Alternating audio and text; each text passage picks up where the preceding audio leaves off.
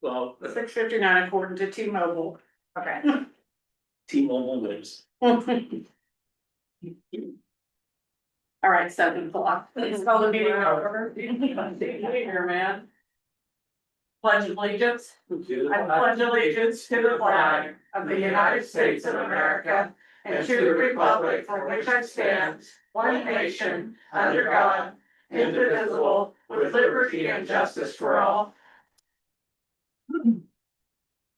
And we'll do roll call. Councilmember Seeger, Here. Councilmember Cramblett, Here. Councilmember Kyleman, Present. Councilmember Price, Here. Councilmember Happy, Here. Councilmember Pruitt, Here. and Mayor Brenda Wood. Here. All right, additions or amendments to the agenda? There are no changes. No changes. Adoption of the consent agenda.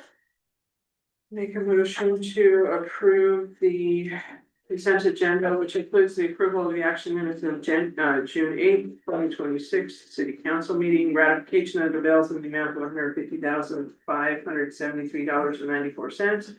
Approve Thunder, do we say Thunder Island? TIB OLCC special events license for PCT Days pre-funk party. Also for Pacific Crest Trail Days, also for Bridge of the Gods Centennial Celebration. Second. All right, I got a motion and a second. Any discussion? All right. A motion made by Pruitt, second by Price for adoption of the consent agenda. All in favor, say aye. Aye. Opposed, say nay. Passes unanimously. For the approval of the action minutes of June 8th at city council meeting. Ratification of the bills in the amount of $150,573.94. Approve the TIB OLCC special event license for PCT Days pre-funk party, Pacific Crest Trail Days, and Bridge of the Gods Centennial Celebration. All right, appearances of interested citizens to share on a variety of perspectives of issues facing our community. And I have Nicole Bassett, if you come to this table. Thank you, and I prepared some remarks to share. So hello everyone, thank you for the opportunity to be here tonight. My name is Nicole Bassett and I'm running for the Oregon State Senate seat District 26, which goes from the Dalles all the way to Canby. And so I, as part of understanding what the issues local communities have, I've been sitting in on city council meetings, starting out on the west and moving myself east.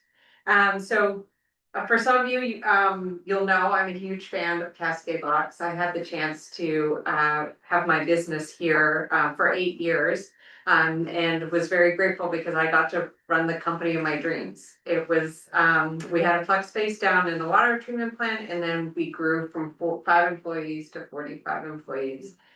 And the renewal workshop changed the apparel industry. We showed that waste is a design flaw and that with hard work, skilled labor in a community that supports us, we can change the world from anywhere.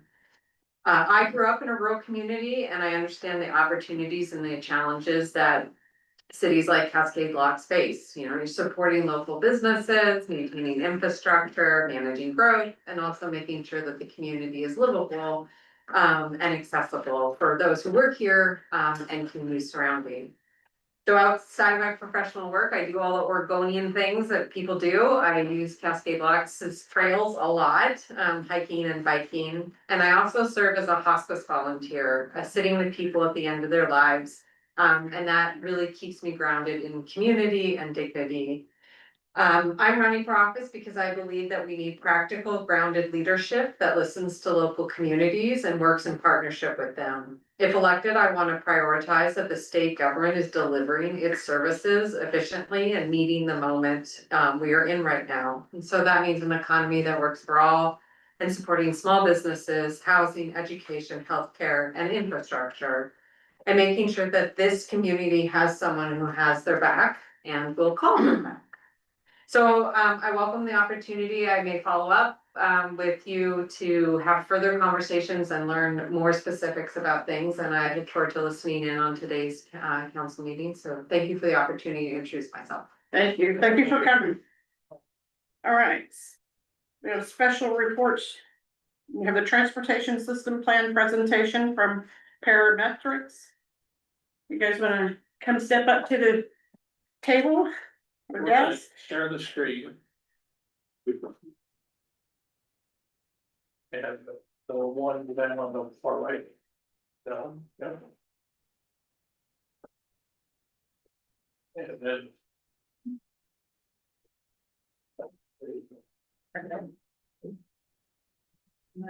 Wait, they're gonna run their own thing. We're gonna move the, yeah. Our best option for tech. Good evening, everyone. I'm Nadine Appenbrink with Parametrics. And with me is Ben Kahn for both transportation planners working for the city on the transportation system update. So we'll go through, keep these slides really brief and then leave a little time for conversation. So our agenda today is just to go over what is a TSP, what are we accomplishing with this, an overview of the project, what the plan will contain. Then we'll go through some draft goals and objectives that we've drafted for your input, and finally we will talk about outreach and next steps. So for the transportation system plan, the council's goal is to approve and adopt the transportation system plan once we get to that stage, once we get to a full final plan. We will have, I think, 2 joint work sessions between planning commission and city council throughout the project. And we'll be bringing a variety of materials to you all. We'll be working on goals and objectives and existing conditions currently. That's the sort of stage we're in. We'll be identifying transportation projects and potential funding sources. And with you also review the final draft of the TSP and any implementing ordinances that might be recommended. Just before I move on, we also today just got to meet our first meeting with the project advisory committee, which is a group of engaged community members, elected, not elected leaders, but well, There's one. there was Mayor, Mayor Wood, and a planning commission member, I believe. Is that right? Yeah. And we had a fantastic conversation, so we'll be covering a little bit of it. The TSP process, so TSP, I'll be saying that a lot, but it's the transportation system plan, and it's a comprehensive look at all of the transportation modes that are in the city. We'll be addressing transportation needs now and well into the future. This is a 20-year plan, so it looks out to 2047, 2045, 2047. So we're thinking big picture, long term, and the kinds of projects that the city will need as it grows. A TSP contains a mix of different components.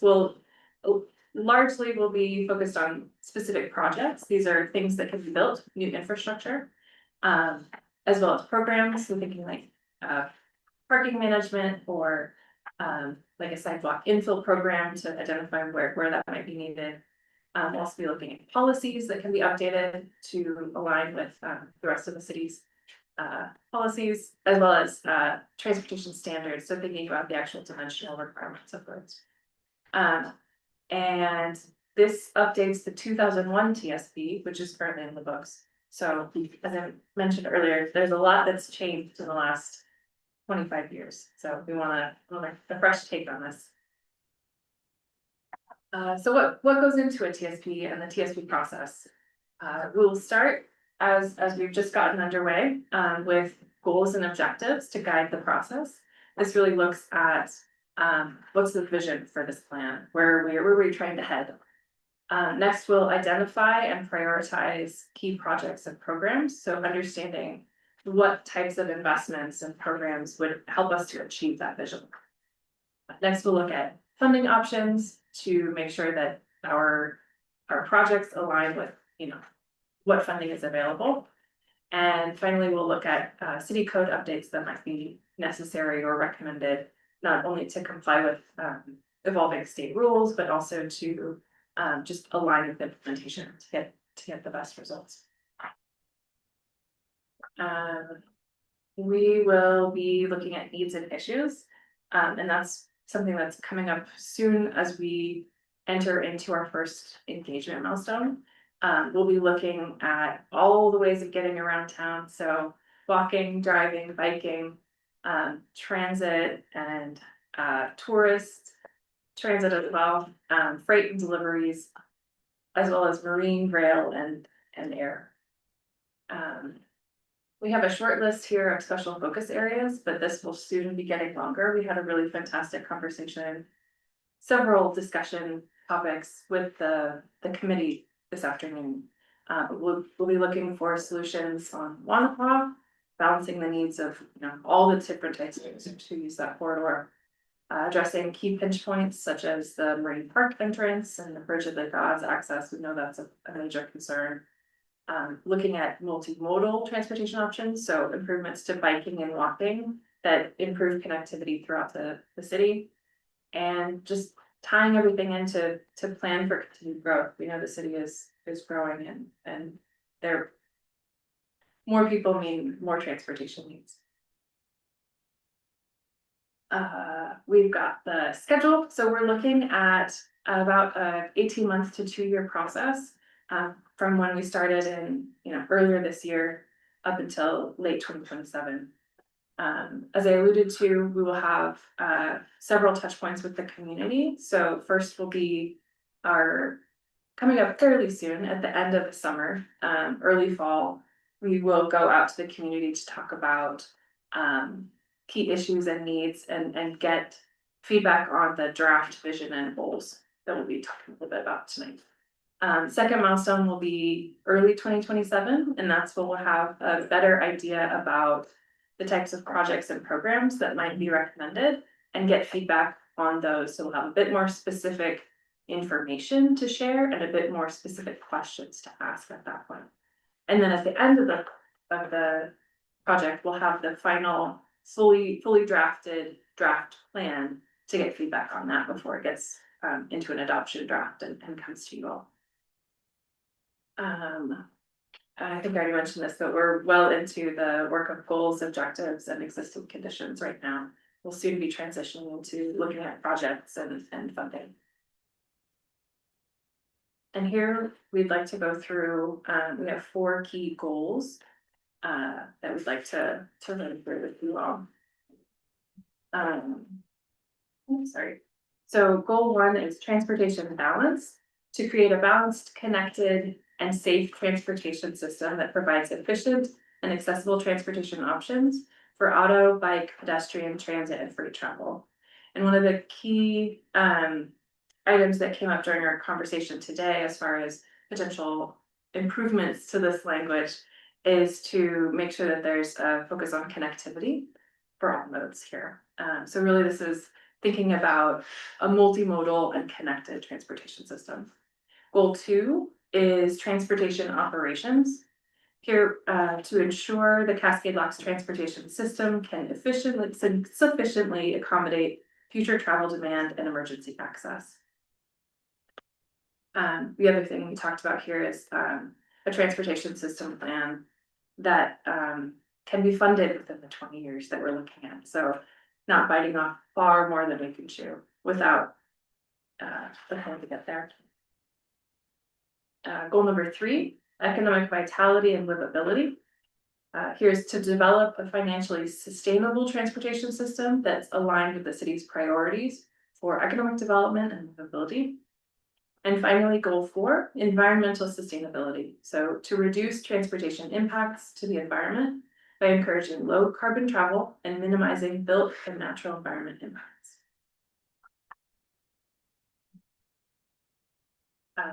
Next, we'll go on to outreach and engagement.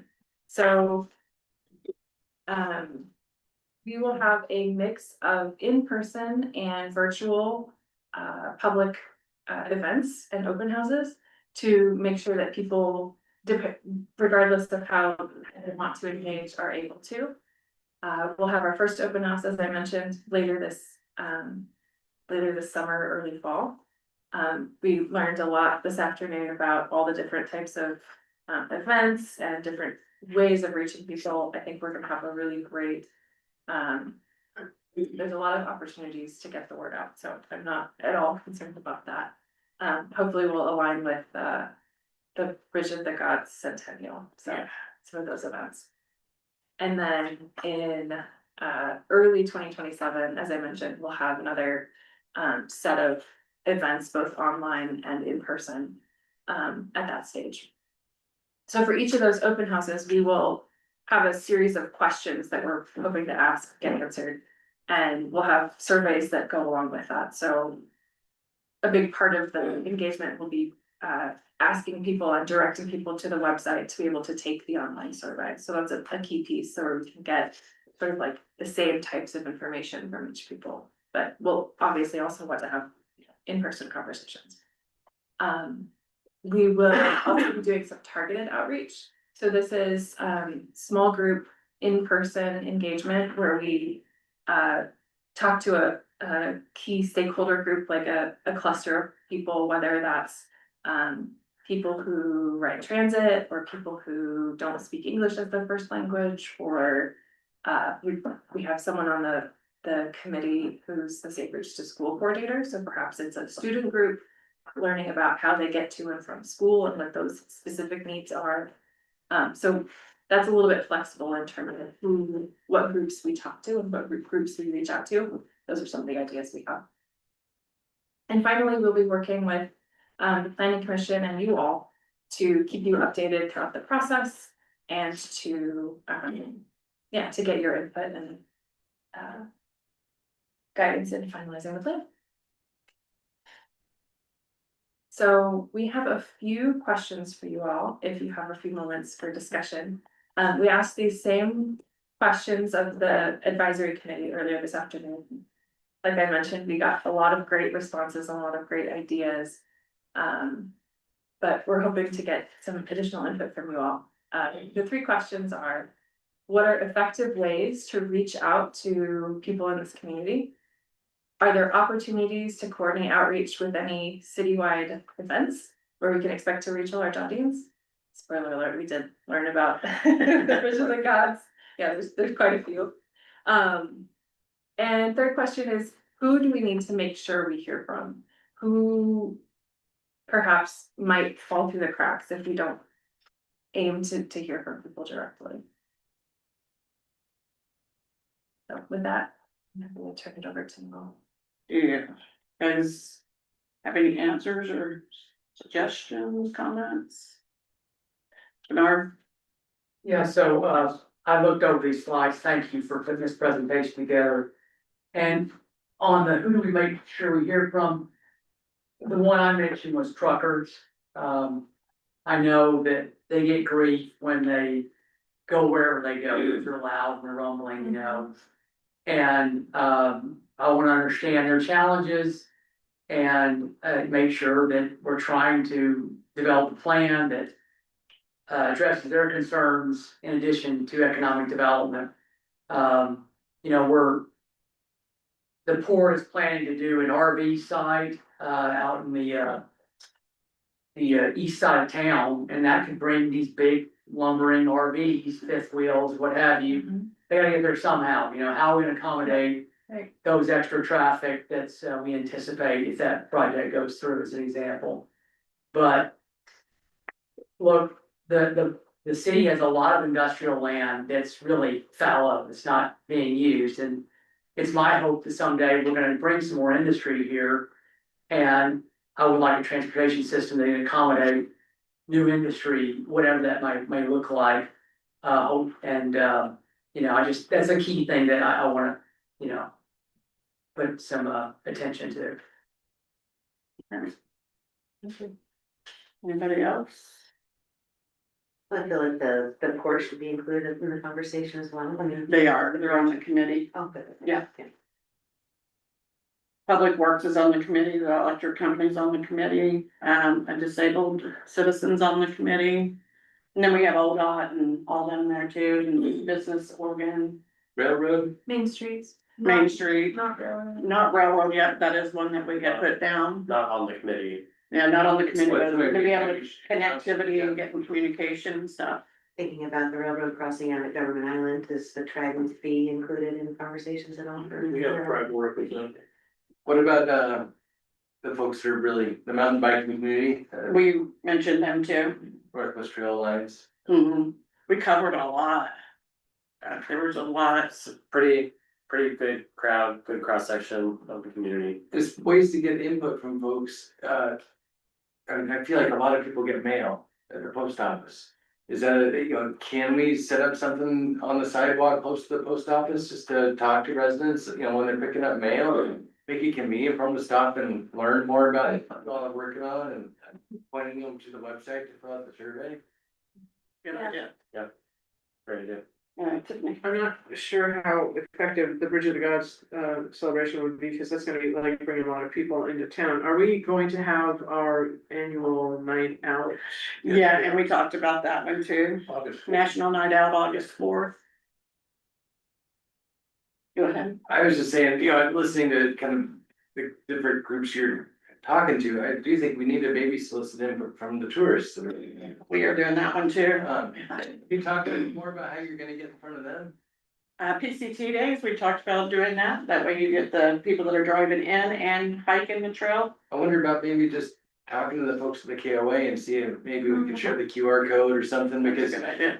my uncle was just here last week, just yesterday actually, and he was talking about coming downtown. He's like, I couldn't find a parking spot. So guess what? I went back to the KOA, and so just a good example that, there's.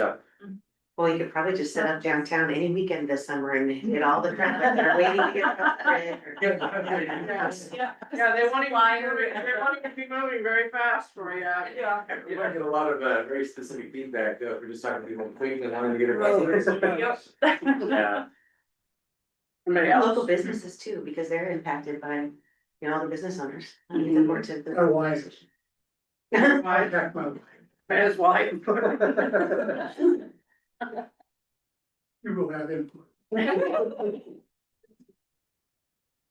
You put someone on the boat. Yeah, we, You want up those at people to- Sternwell, you can have someone on the boat, and that way you can get people. Yeah. That are visiting. Yeah, no, we talked to them. We even did Meals on Wheels and things like that, people that are, can't get out. So we try to come up with all kinds of ideas that, so we could try to reach everybody. Back to school night was mentioned. Back to school night was mentioned. There's a lot of opportunities. There's a lot of opportunities, so. I like these ideas that you guys bringing up, because it's meeting people where they are, they don't have to come find you, it's like, Exactly. people are so busy, but if you can get in front of them, then they might be willing to share some feedback. Bernard, Did the food bank come up? we did say the food bank, that was, Kat was here, they're part of the committee. And the regional tourism, destination marketing tourism group is also. So. This isn't answering your questions, but I was curious, can you speak to the goals that are already identified and where those came from and how those were developed? Oh, yeah. It's a good question. We looked at the 2001 TSP, tried to keep them, not stray too far from those, but, taking stock of what has changed. We did a pretty in-depth community, kind of like demographic analysis, and, looked at especially travel patterns. And just like how mode share is in this town compared to what was apparent in 2001. So that definitely fed into the goals here. But at the end of the day, these are simply a draft that has not been vetted by this council or committee at that point. So this is very much open to changes and revisions and responding to the needs of the folks who are way more in touch with this community than we are. And then this is my first time going through one of these processes. So does every TSP have kind of the same parts included into it? Yes, it's a great question. This is a pretty prescribed method by ODOT. So, there's a lot of required components to it. Establishing goals and assessing the existing conditions, and then We'll look at the future conditions, so we'll look at population projections and anticipated development over the next 20 years. And then we run a kind of scenario traffic model to understand how the roads today might be operating in the future, or will be operating in the future based on those projections. So then we can know where those pinch points that might exist today are gonna be bigger, or where there aren't issues now, where there might be issues in the future.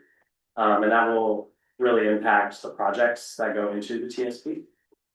And then, yeah, the project list itself also has a lot of required boxes to check from the doc as well.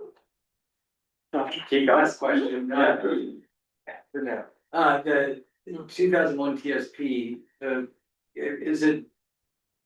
Do you do kind of a postmortem on how we did on projections and projects and, in that TSP, and did we actually, kind of travel along that path, or did we deviate, and why? Is that part of the process? That's definitely part of the process. I would say it's not like super prescribed process like the rest of this TSP is, but we look at the project list that was in the old TSP, and we want to assess if we want to carry those projects forward.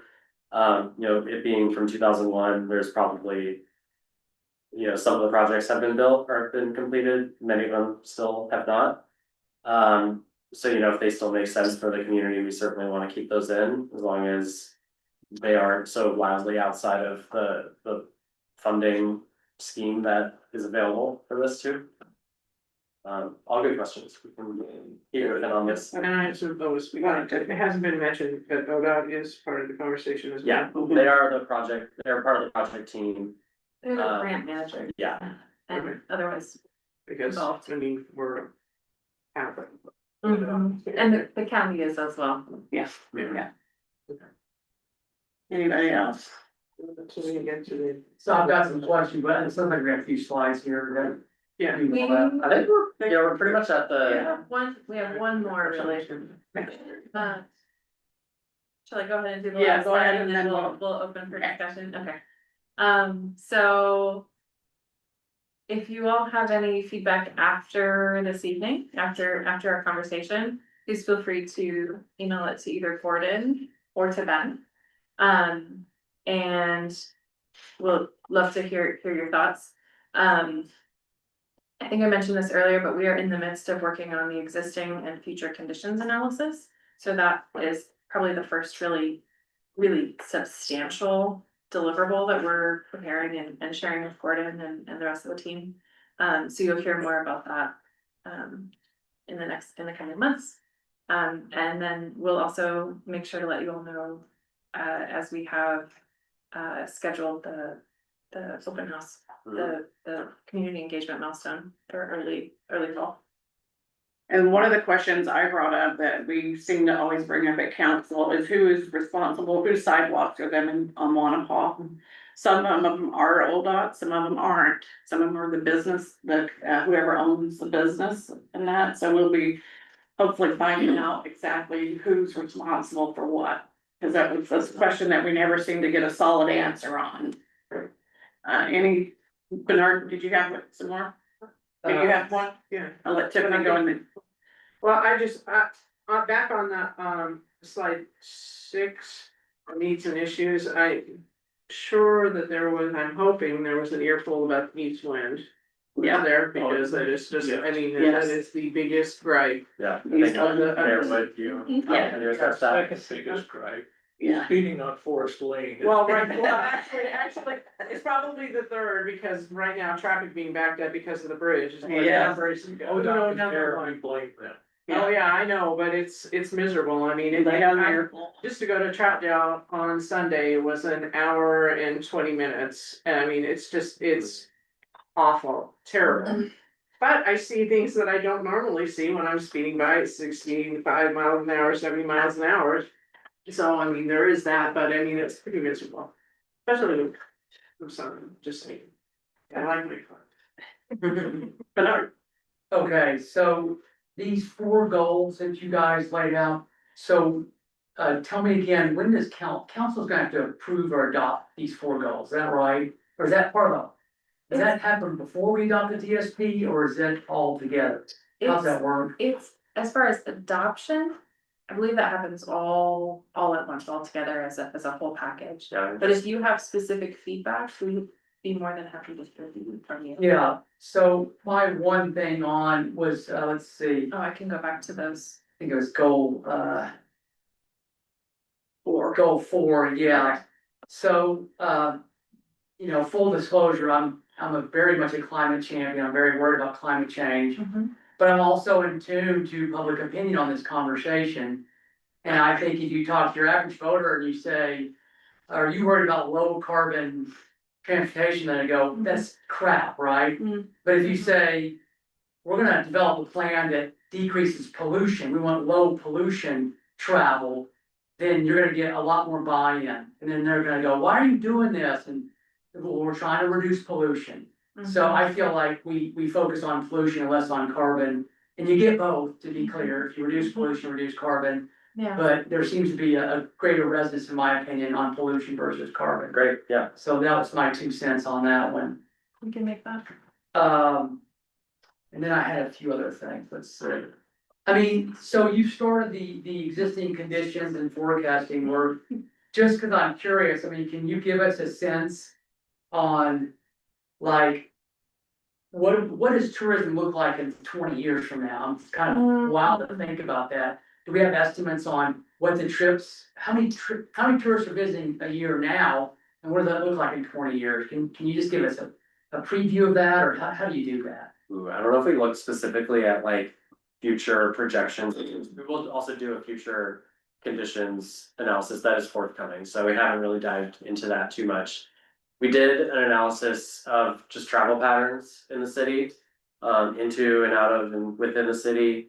And like one thing that is super clear is that travel picks up a lot in the summer, to no one's surprise here in this room. But yeah, it's hard to say what that's gonna look like in 20 years. I think there's probably a number of factors, and I'm wondering, you know, kind of what we can say about that in the future conditions. I'm sure that's factored into a lot of the modeling that is available to us. Yeah, and I will say, we're conducting, or ODOT on our behalf is conducting traffic counts. We wanted to make sure to wait until June, so I think they're happening there now, or just Yeah. concluded. To be able to get the full effect of tourist traffic, and so that factors into what we add to the modeling to do that forecast. So it includes population growth, which is local population, but it also includes those kinds of traffic counts that capture Yeah, tourism. So I don't know that we have a methodology for tourism specifically, but it is incorporated in that way. and I'm guessing in the 2001 study, we've kind of got a baseline. We know what those visits were, what our population was. Here we are 25 years later. Right. So that should be, I think, a bit of informative. I'll be curious to see. And ODOT has historic traffic counts that fill in the gaps between there. They do that fairly frequently, and they have a lot of locations where they have historic counts, and so that all factors in too. So we'll be able to make use of. Sun just blasted my eye. Yeah. We'll be able to make use of that as Okay. all the data that's available. So one of you had special areas of consideration, whatever you want to call those. I might have come up, but I think that parking in our downtown is a pretty hot issue. And again, if we continue to grow our tourism industry from bicycling and mountain biking and river time, I can only imagine that's gonna grow and challenging and managing the visitors. Needless to say, I want them to all come by the darn cat bus, but you know how people are, there are lots of folks who are just gonna drive. A few of them will ride the bike, and God bless them, right, but we need to manage that, so I'd like to just kind of make sure that's on the radar as an issue that we're wrestling with in this TSP development. Let's see. And then I asked about, when we start talking about projects, you find yourself going, well, what are the conditions of the roads, right? And I worked in local government for a bit here, and if you talk to bigger cities, even medium-sized cities, they have this pavement condition index, and they can tell you, we've got X miles of roads and, you know, this percentage is at PCI 1 and 2, and then you have the really bad ones. And then that helps prioritize your funding on what are we gonna spend money to improve our infrastructure on how folks get around the town. Will this study include a PCI review or going over our roads and doing an assessment? It's not part of this effort, it's not part of our scope here, and I checked with some of my colleagues, it's not actually something that our firm does typically, but it is something that can be done. It is something that the city can do, and I understand the need for that. I think what we'll probably need to do is a little bit more colloquial Right. with this process. Right. I think, for similar types of projects, like we'll do a kind of surface level, no pun intended, pavement analysis, and that's like more qualitative. Just kind of what you see and how it looks and kind of your experience on it, but like the more technical engineering side of a PCI, yes, I think that's maybe a little outside the scope. Specialized task. Yeah. But it's certainly something that could be a recommendation. Okay, well, needless to say, transportation dollars are finite, you don't wanna spend money on roads that are better than other roads, you've got really, you kind of start with your worst and hopefully work your way up. Yeah. That, and also, where is the most traffic, obviously, the worst quality road that has the highest traffic, that should be your priority project in a given town. Okay, and then my last one, I used to be the city manager here and or city administrator, and I worked on this, but we could never bring it to fruition. But we wanted to do a downtown Main Street streetscape improvement project. Where you had bulb outs and you would kind of calm the traffic. You had more of the planter areas and their street furniture and art. And I still have a dream that someday Cascade Lodge can do that. And we replace those Cobra head streetlights, which I think are hideous, with something attractive like in government camp. You've been up there, they're downtown and it's really cute, And I feel like we have a long way to go. I mean, will this talk to, I don't know, I know probably won't get the details of the designing a downtown Main Street program, but what about just like traffic calming? Is that something that's gonna come up? Because Absolutely. I see that as why I walk our Main Street, I pick up litter and it's, I can almost just look at a trend, they're going over 30, right? You just see it, right? Everyone knows. Yeah. And so it would be nice to have some thoughts on how we calm our Main Street, speeds. Yeah. And also, put street trees and furniture and just make it a more attractive place to live and visit, so people wanna stroll our downtown and enjoy the amenities, et cetera, so. Absolutely. I'll just add on, I think fortunately, one of the more recent planning efforts in this town was the downtown revitalization plan. I'm not sure if it was ever fully adopted. But that does speak to, I think, virtually everything that you're bringing up here. Right. And all things that we can, fold into the TSP as it makes sense. And I think, we heard very strongly from the policy advisory committee as well, that these are all priorities for the city. That should be prioritized in this plan. Yeah. So we'll be looking at not only downtown parking, but sidewalks, key intersections, so crossings of Wanapa. Excellent. And, it has come up in internal conversations just with our PMT, with Gordon and with folks at ODOT. There are some constraints because it's the historic. I don't know, And so that, I don't know if y'all know Tara Lingley, but she's mentioned that I think it's the MOU is probably worth revisiting or looking at again to be able to just to see what's really feasible within the constraints of that but yes, this is certainly our goal too. excellent, thank you. Pete, Thank you. you're welcome. Good questions. Yep. I know we got a lot on our agenda tonight, so I'll try to be quick. Yeah. But you brought up the strategic plan, and I just want to comment on that, just that. I think that there's some questions that when we're looking at doing a strategic plan, what's the purpose behind this? Well, the strategic plan is what led us to the downtown revitalization plan, and the fact that you guys are looking at the downtown revitalization and incorporating that into the TSP. That kind of alignment is what helps us move forward efficiently, which Yeah. is the idea behind having these plans, so. And you know, we don't wanna reinvent the wheel, we wanna take the work that has already been vetted and talked over probably endlessly over there and, you know, Just kind of move it into a different direction, incorporate that feedback. formalize it as much as we can, yeah. And you were talking about just traffic study and data and this year being just with the construction on McCord Creek and. I was curious how that affects the traffic study, and it sounds like you guys have a lot more data points than just what was recently collected. So I feel like this year's somewhat of an outlier. That's a good point, maybe, yeah. Yeah, I think that's something that we'll have to talk with our transport or our traffic engineering team about, just given the context of the collection dates. I'm not sure how long this looks like it had been underway for a while, that construction's been underway for a But while. I feel like we have seen this, just kind of anecdotally, if you look at like attendance of PCT dates or these events, we've just seen this explosive. Growth Yeah, in attendance and Yeah. tourism.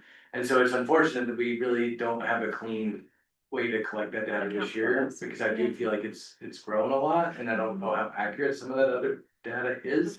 But I knew that we're seeing some kind of unusual traffic patterns because it might be routing people off of the freeway just to save 8 minutes, you know, so. right. And this might not answer your question specifically, but and we're not engineers, but the traffic count analysis has a way of kind of normalizing the data, so if it's like, you know, collected at a certain time of day or day of the week, there are factors that can, you know, modify what the number that goes on the paper is. And can it also separate what's going towards the bridge and what's going toward the highway? We have counts on the bridge as well, from what they might, At the entrance, at the entrance, yeah. yeah.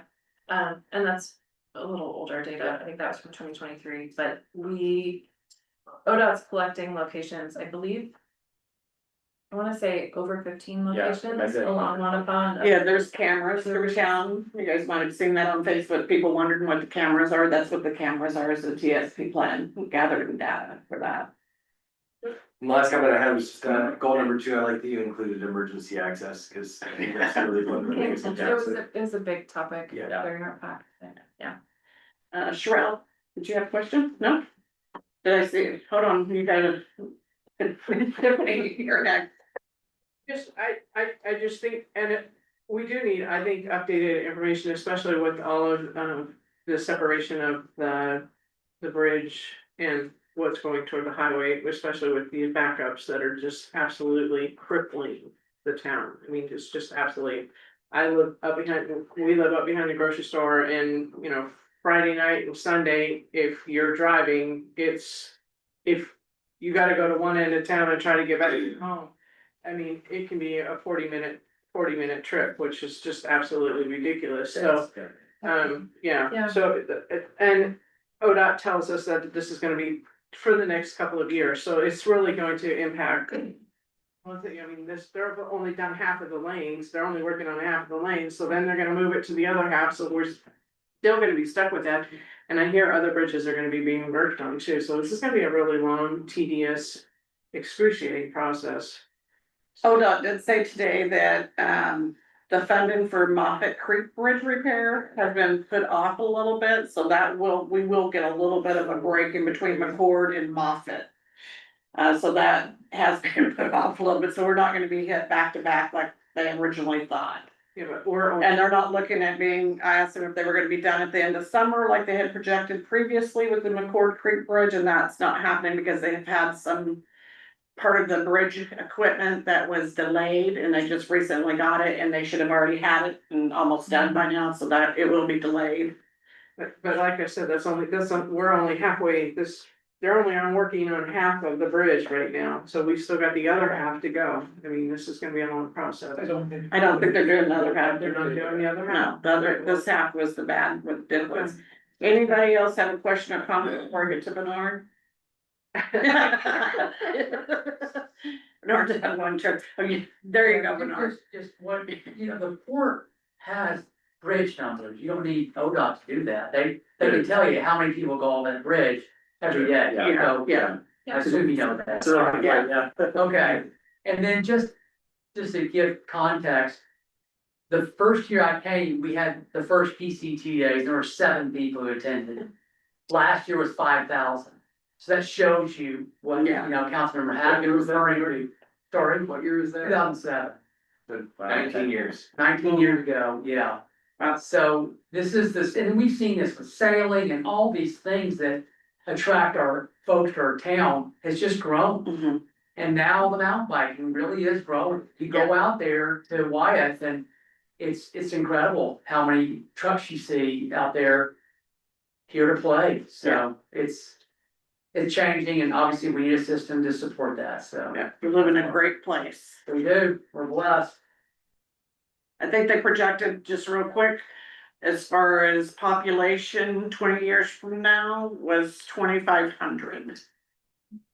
Where? That's what I thought too, but because we are river and forest service, so that's the same thing I thought, but that's what they're projecting. We're gonna close the airport. All right, is that it? That's the end of our slideshow. Well, thank you guys for spending all day in Cascade. I mean, where else would you wanna be on such a nice day? Right? On Monday, it's perfect. Thank you so much. And please do, if you have any other comments, please do let us know. Email me or Gordon or both. We're keeping a comment log, so we'll be sure to have a record of what you're telling us and would love to hear all of your thoughts. Thank you. Thank you. Yeah, thank you. All right, next is public hearings, comments in favor, opposition, or general information. Did I take the time that we opened the public hearing? No? We don't have anybody online? State revenue share. Yeah. All right, so we're gonna open it for state revenue sharing. We're not doing any action things yet. And then we'll just go on to the budget, and then the 2026-27 budget. And no comments in favor, opposition, or general information, and then I just close it. Yep. All right, I'm closing the public hearings. At 7:47 PM. Now we're on to action items. Thank you. Approve resolution 1528 adopting the 26-27 municipal budget, making appropriations, authorizing expenditures and levy taxes in the amount of $18,117,288. I move to approve resolution 1528 adopting the 26-27 municipal budget, making appropriations, authorizing expenditures and levy taxes in the amount of $18,117,288. I'll second it. All right, I got a motion by Price, a second by Pruitt. Any discussion?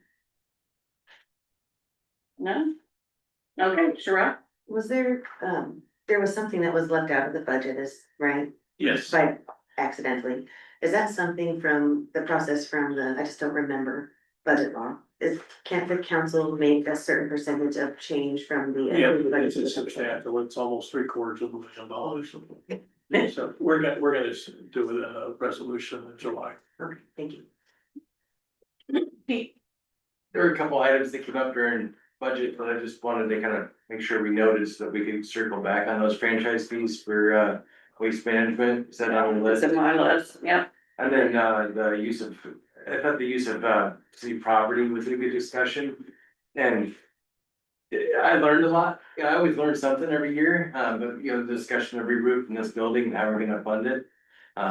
It was a good discussion, I think, and one of my takeaways was, you know, we really need to be providing better facilities for our enterprise, you know, for our, you know, water, sewer, electric departments, to support them and, you know, learning kind of what their conditions they're operating in.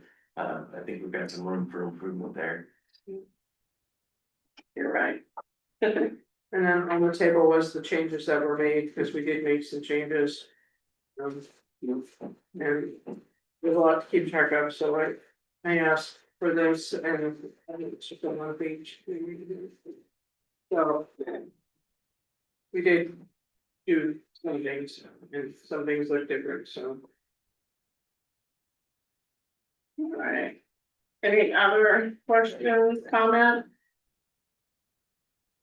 But I just wanna say, I'm grateful the committee supported the establishment of a water fund subsidy program for folks who are struggling. yes, Costs are high, we've never really made those guys whole who struggle with a utility bill. And now we have funds and support for sewer, electric and water, and I'm very pleased with that, so thank you. Tiffany, And I just wanna say, I really appreciate the process this year. I mean, we were kind of under a time crunch with all of the different things that changed and we did have good discussions and I think that, the budget committee understood that we were under a time crunch and so we really couldn't nitpick like we've had opportunity to do in the past, so we. I appreciate the conversations that we had. I also appreciate the idea that Bernard came up with and holding on to the extra payment to gain more interest, to cut the life of the. A couple of the, On a couple of the Yeah. payments that we have to make, you know, I appreciate that, and, that was, a really good. Benefit, I think, and I appreciate Gordon and Mary Ann being able to. Try and figure out if that would be a benefit for us, because, you know, sometimes it is, it's business, so I appreciate that, because, you know, it's a lot, this is a really big budget, I mean, come on, people, this is an $18 million budget for a city of. 1.4 thousand. Yeah, so, I mean, that's a huge budget, and we wrestle with it every year, and I just really appreciate the great conversation that we had. any more comments, questions? Do you have a, I thought I see you raise your hand on that.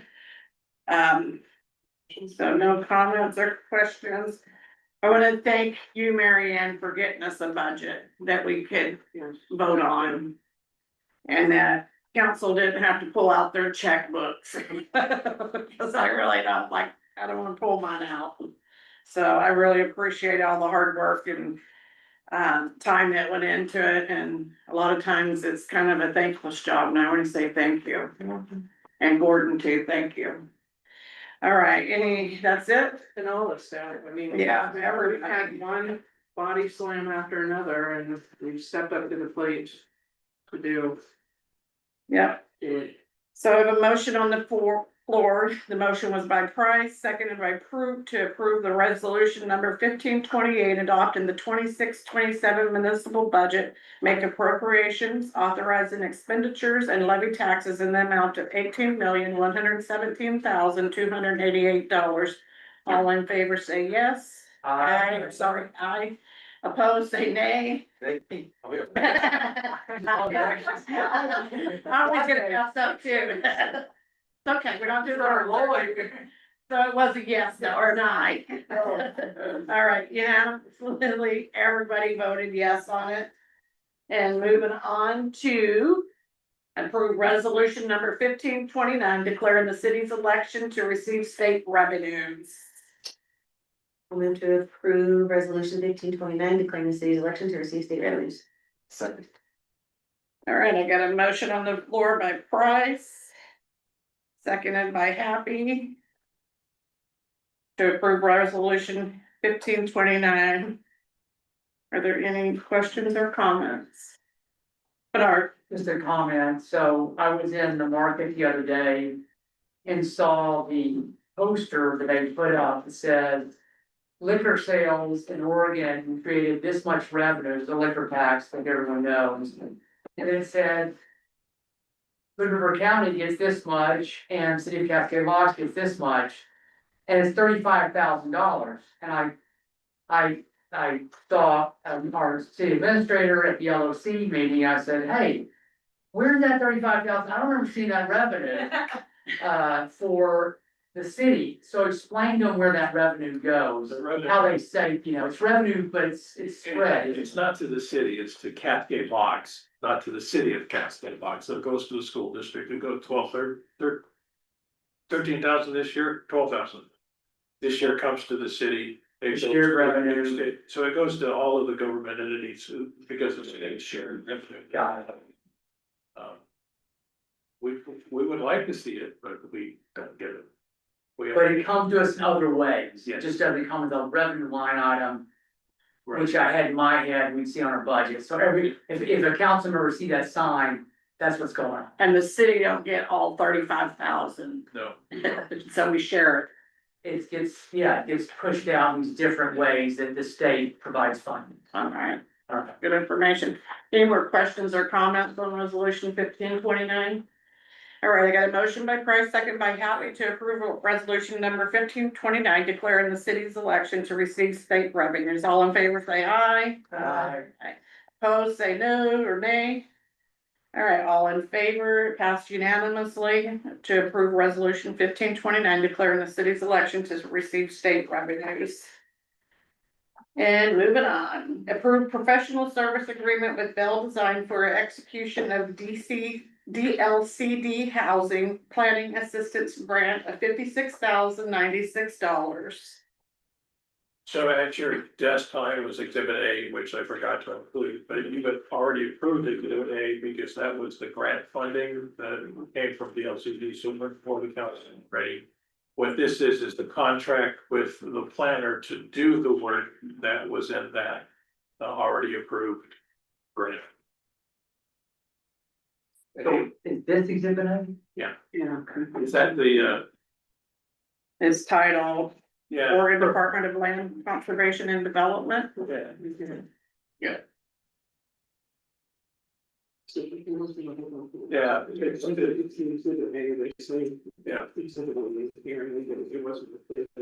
And it's limited to how the housing changes in state law impact or should.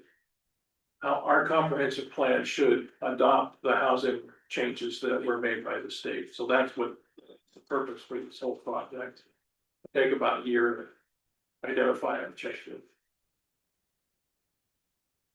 I'll entertain a motion. I move to approve professional services agreement with Bell Design for execution of the VLCD housing planning assistance grant, $56,096. All right, I got a motion by Price, second by Pruitt. To approve professional service agreement with Bell Design for execution of DLCD housing planning assistant grant for $56,096. Any questions or discussion? No, I just had one question. It could end up in this scope of work, but I don't know if you remember, I think it was in a, like either a council meeting or maybe in a retreat, I said, look, I wanna just find out what the language change needs to be to allow medium density residential zoned areas to build an ADU. Right now, it's only low density residential that can allow that. I'd like to include medium and high density. And we started that process and it was it's like literally a 2-word change or a code. I don't wanna put this in the scope of work, but I did wanna ask. It's part of this process because it's coming down from the state to allow that stuff, so. But we can't do that separately. I mean, I would like to just get this thing done. That was my hope. Instead of waiting for this, Well, giving her a whole holiday. Well, there's a whole process that we have to go through to do a code change, including taking it to the planning commission. We are talking about ARUs at the next planning commission meeting on July 9th. So we'll take a look at it then, because that's part of the discussion. Well, last time we talked about this, Kathy said she had sent the languages to the state for them to look at it, and that's the last thing I've heard. And that may be what we're discussing with the planners coming in we've got 2 items on the agenda. For the planning commission on the 9th. And that, the ARU discussion as well. Okay, so July 9th, there's a meeting. All right, I'm gonna go with that. Please don't come. yeah, because if it comes to council. Oh, crap, that's Yeah, right. yeah, Okay. yeah. All right, that's all I had, I just really like to get that CN thing changed, I don't wanna wait for a whole other process Yeah. to make the darn change. It's on the agenda. All right, do I have any more questions or comments on the professional service agreement? All right, all in favor, say aye. Any opposed, say nay. All right, it passed unanimously to approve professional service agreement with Bell Design for execution of DLCD Housing Planning Assistance Grant at $56,096. The motion was by Price and it was seconded by Pruitt. All right, next one is approve award of water system improvement contract. We had 6 bidders present bids for the 3 blocks of water system replacement before we do the paving. And as you can see, the bids range from 384,000 to 241,000. Crestline Construction out of the Dalles, which did our $3 million water project a few years ago, was the low bidder.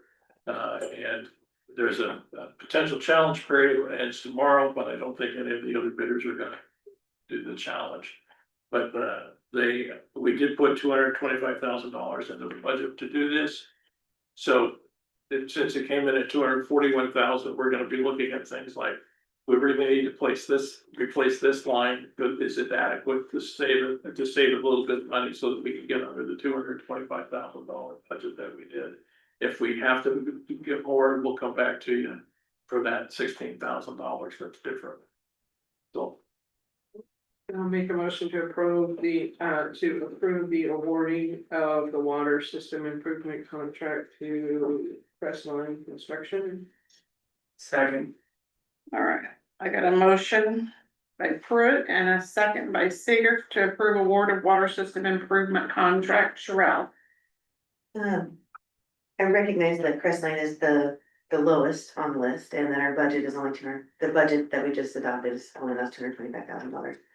But there's a lot more into selecting a vendor for a project like this than just cost, right? Yes, they have to file all the appropriate paperwork that's filed with the engineers, and I do a review of their subcontractors, they do that whole process. I mean, our decision shouldn't solely be based on the price, right? But It they is have the reference. lowest responsive price you are required to take it, and it is. I don't have any objection, I don't have any objective motive to not take it from Crestline or objective. References, or we don't do any. We've worked with Crestline for years, so. Hey, Courtney, you said this is for the paving? This is not for the paving, this is for the water line repairs before we do the paving. Okay. Yeah, cause we're gonna replace all the water lines before we pave, cause it seems not a good idea to pave, and then we have water lines that we need to replace and we have to tear up the road, so we're trying to be proactive in it, plus they're probably our old pipes. So are they gonna be the ones laying down the compacted dirt before the paving, or is that just be up to the paving company? I don't know how the engineers divided it, but I'm sure it's gonna be. It's concerning because of the work that was recently done in the Dalles. To be used as a point of reference for work that Crestline has recently done. On specifically 6th Street. They tore it up. They compacted the dirt again, they repaved it, and I think the general consensus is it's like a roller coaster. So when we talk about bringing them in, I'm sure that they have plenty of capabilities in all sorts of areas, but it is a big red flag for me to think that maybe. But we also have a project manager and the engineer will be here watching it, so. And Sheldon. Yeah, so did it else. I mean, I don't know, I don't know what happened, I don't know where the point of failure happened. I just know that. Looking at recent, jobs they've done, and getting public public, you know, where the job was done, getting feedback, hearing feedback from them. That was a really big disappointment. Thank you, we'll take care of it. Won't it be a different company does as the asphalt? Yes. Yeah, The asphalt doesn't matter, the ground below She's the talking asphalt about it, matters. yeah. right, but there's some prep work to lay an asphalt too, that the people that lay asphalt have to do, cause there's rock and all that, that's gotta go down. And that's what I was trying to discern, is Yeah. job is it to go through, compact it, they're gonna. I know when I had my driveway done, it was the asphalt company, but I wasn't putting in water lines and stuff either, so. Bernard, Well, for what it's worth, I was thinking about the same questions. I'm all for a low bidder, but as Councilmember Price mentioned, I want a lowest responsible bidder. There are certain things as bidders that are really completely out of their ability to take on a project, but they put in a low bid and they change order you to death, and then you're stuck, you end up paying more because they're an irresponsible contractor. Now, the fact that we have some problems in the Dalles, I mean, I'd like council and see if you're supportive of asking our city administrator to call the Dalles and find out what the heck happened, so we can avoid that. Are we supportive of that direction? Sure. Okay, and then, Or would it be appropriate to ask Crestline for 5 referrals, or they're gonna only give us? well, the fact, I didn't know we had used Crestline for the $3 million project, so we have some history. yeah, And, I mean, that was gonna be my next question, were you here when we did all that work? Yep. Yeah. So what was the change order, did we have any change orders in that project, do you No. remember? No, in fact, I think. they would come on under, We came in under. Under budget? Yeah. Okay, alright. Well, that's the kind of due diligence I like to see our staff make when they're assessing bidders for a public contract, so, or public project. So, okay, so that was my first thing. The next thing is, I just wanna pause and say how important the bidding process is. When people ask me, what do you think, inspires trust in government? Public bidding process is such a critical thing we do to open up our projects to the market. Everyone gets their bid, puts in their bid, and then we get to assess a competitive process for our public dollars. And when you do no bid projects, the red flags should be going up everywhere. And we don't do that, and, this shows that we're being good fiscal stewards of the public resources. And just from this project, it ranged from 241 to 387. And that's without a contingency, so this process alone potentially saved us over $150,000 or close to that. So I just wanna pause and recognize how important the bidding process is and why that's how good government operates. Okay, and so the last thing, look, as someone who's done this work, I like to have a contingency, and right now, my understanding, that 241 doesn't include a contingency. And anyone who's done a project like this knows stuff happens, and you might need a change order. And God knows our costs have been going up for this and that, so what I would like to do is make a motion, maybe amend the motion to award a bid to be the 241 plus 10%, so call it 248.1. We're awarding a bid to Crestline in an amount not to exceed 248,100, and then authorize the administrator to enter into that contract. So, because we're on a short timeline here, we've gotta get this done before the street work is done. If they run into problems, then he's gotta come back to council and get a authority for additional money. I say, give him 10% contingency now and just get it done. Now, if he busts through the 10%, then I want him to come back. But to start off, that's how I think we should award this project. I'd like to suggest that for council's consideration. I think your city administrator has a spending limit of 25,000 without council. But can he increase the budget for this project? I would do have a spending limit of 25,000, but before I do anything like that, I'd make sure I'd at least talk to the mayor about what we're doing, or let you guys know what's going on. I don't like raising it up, only because this is my thinking, because if Crestline, because our meetings are public, what's gonna say that they're not gonna make it 248 because they know it's there. That's what the project management process is all about, though. if they try to drop a change order, make no mistake, he's gonna be grilling them pretty hard, him and the engineers.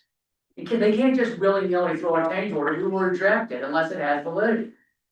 As someone who's done this, I promise you, just because you put a contingency doesn't guarantee that they're gonna eat into that. It's up to staff, they manage these projects. I guess the only thing, I appreciate Bernard's input. But we only have $225,000 to spend, and I'm gonna try my best to make sure it's underneath that. So. You can take the contingency up, I'm gonna take 10% out, so that they can get to the 225. Okay, well, for the record, I support increasing the budget of this item, so it gets done correct properly. I don't want them to cut corners, or you to cut corners, because you're trying to save 15 grand. I think that's a poor use of resources. That's what I stand on that. They have done previous projects where it's come in under budgets and we haven't had any problems with the work they've done. No, that isn't the issue. That isn't the I issue. understand. So what's council wanna do? I guess I'd be curious to hear from our city administrator if he feels like this is gonna be, holding you back from being able to get a project completed if we don't have a contingency. No, not at all. We gotta get it done, we gotta get it started, cause it's July 1st, is when we can spend the money, we gotta get it done before the papers come in September or October. And I appreciate what you're saying, Bernard, but I also realize that they're not gonna be able to cut corners, there's inspectors, there's engineers, there's a lot of different people that are doing oversight to make sure things are done by the, according to the plan, right? I mean, how many corners can you really cut? Right, I agree, but I promise you, things happen in projects. Yeah, and Bernard's absolutely right, but, You need a contingency. Right now, there is no contingency. well, I'm sure their budget includes a contingency that's in the bid. But because that's the way they do it, but I didn't look at the bids that way, I just looked at the bottom line. But I think that's a good point, that they didn't probably write the budget to be, yeah, so everything's We gonna don't go know right. what the competitive market does. We don't know if they put a contingent, they might have not put it in there so they can keep their lower bid. And like, well, if you have a change order, then that's how I'm gonna get the extra money I need. That's more common. Okay, so there is a motion on the floor. yep, And if you're gonna change the motion, you need to make a motion to amend the motion. Okay, can we just vote on the motion that's on the floor first and then we decide? No, because then you've passed the motion, so you pass the amendment in the motion, and then you pass I see. the amended motion. That makes sense, I know it sounds. So you wanna do it in reverse, you wanna do it so I need to amend it to add the 10% to see. if you wanna do that. You already made the motion. Yeah. Yeah. So, your motion stands right now unless somebody else wants to make a motion to amend your motion. So I wanna amend the motion to include either a 5 or 10% contingency. I would prefer 10, but it feels like folks are trying to squeeze this. But we need some kind of contingency. So then we would vote on this 5 or 10%? There's no second at this point. Is there a second for this, to amend it by 5 or 10%? Well, he's gotta pick one. Or the Yeah, other. 10%. 10%. all right, so 10%. Is there a second for the motion? I just wanna clarify, you said 248.1, 10%'s not 248.1, just want to be clear. Well, yeah, 10, that number might have been wrong. I just should back it in below But all right, It's 265, 210. is what- yeah, that. Would be 10% on top of the 265, yeah. Yeah, okay. That's the number, thank you. what was it, 265, what? 265, 210. 210. Is there a second, or the motion dies? Okay, that motion has died. So the motion that we still have on the floor is to approve the award of the water system improvement contract to Crestline for $241,100.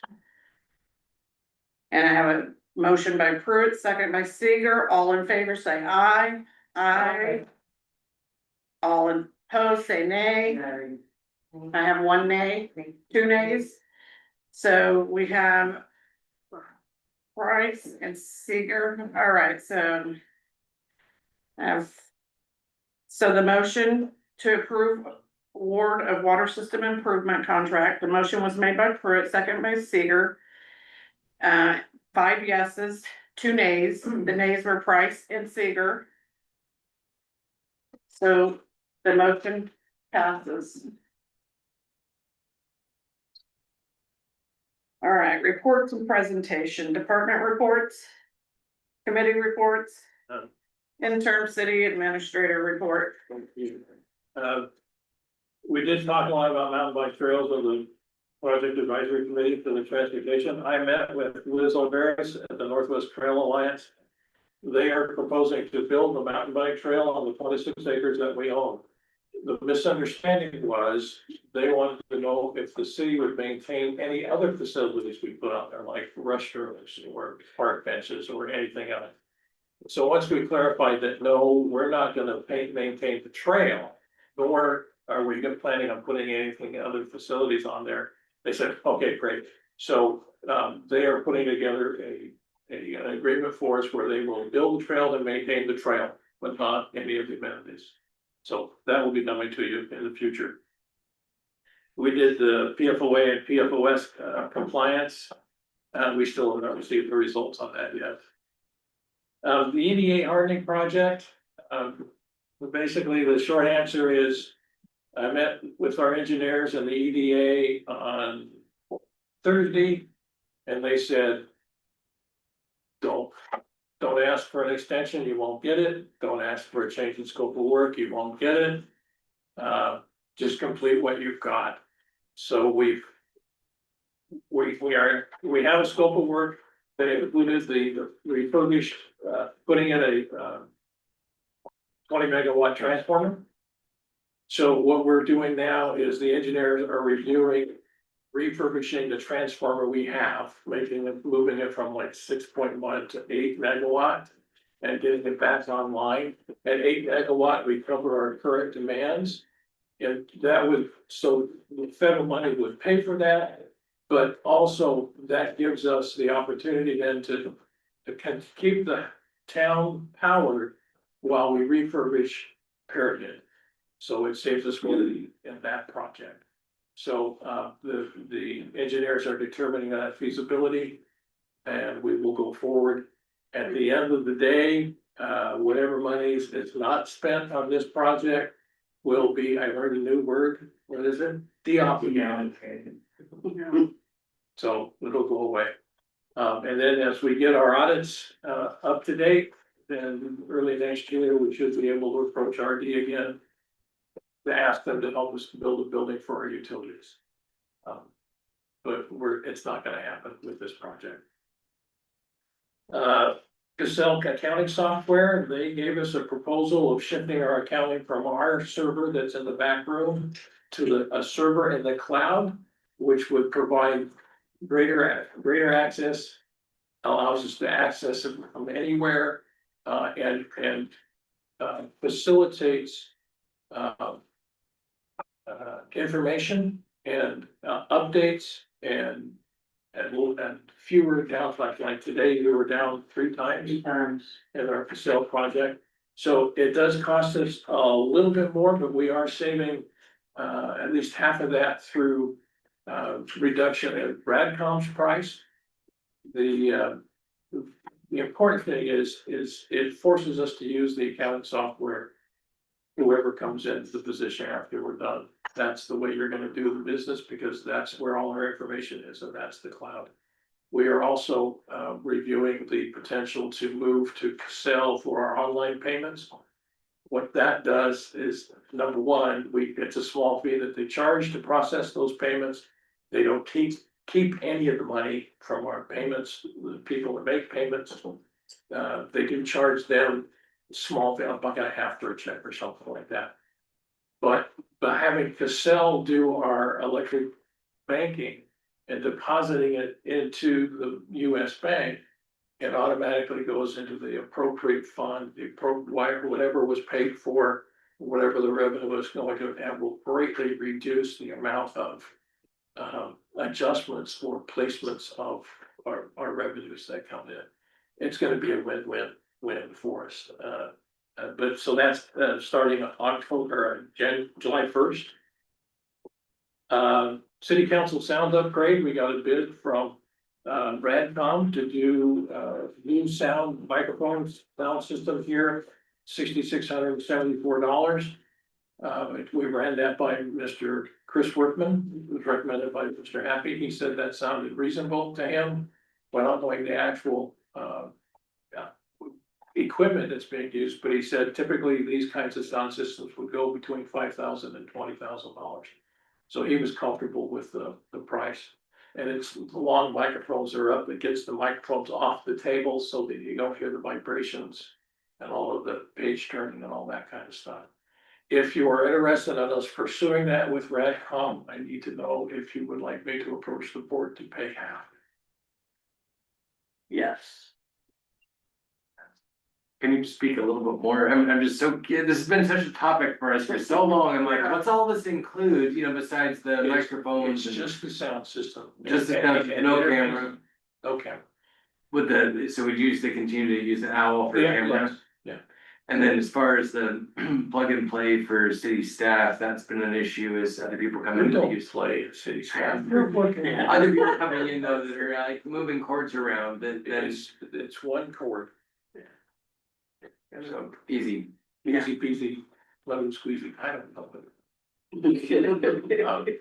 So thank you, I will approach the board on that. And then we had our wastewater treatment pumps, remember, we had two pumps rebuilt. One failed within 2 days, and they are now repairing it again. And also the budget, we approved $1,000 a month to pay for the certification for our wastewater treatment plant operator.